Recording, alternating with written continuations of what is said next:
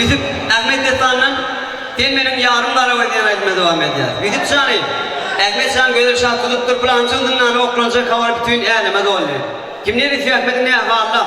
Nenin tıpattığını görmeyene gelen millet yeri vagatgan o. Yemma giden milletin içinde bir vediyorum veydikare Ahmet San'a aşık oldu durdu beyik Allah'ın kudret öyle.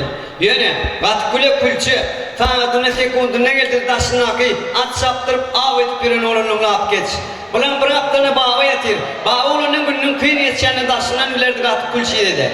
Gel şulanın burunu ağırlat diye roş geçirin. Şulan burunu yestemin içinde bir el geçeni alır deyip ey olanır. Katı külçe diye eleyem kadip küretmem. Dirgin men kan garawat bağlı getiriyat diye kalsana bağlı zanil.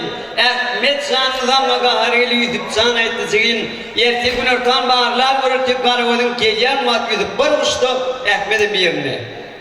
Garawat'a ben kutiyali yürek koğun buradan duyun yer gittin anası bağvan yıkıyor da atmanı derdim. Geldin bu garawatın gizem alırla deyip bağızan içime değirler yaktın diye. Bundan diye kıvalttın. Ahmet sen ne dedin Ahmet inip ağlap bir duranı. Bir Ahmet garavadım elinden garavadım gitme. Dedi ki sen ne edip geçer falımız deyip burada dedim. Bu senden tamam dağlar, dağışlar, kuğular, lerdane gelip garavadım diyen Türkmen halk aydımıyım. Evet ya duyar galı. Bu neyse ağlamasın yüzüp Ahmet Destan'ın burayını şikayet eder veya dinleyen de insanlar. Toyların toylusu almazsan indiki yılları hep nerede uday eder.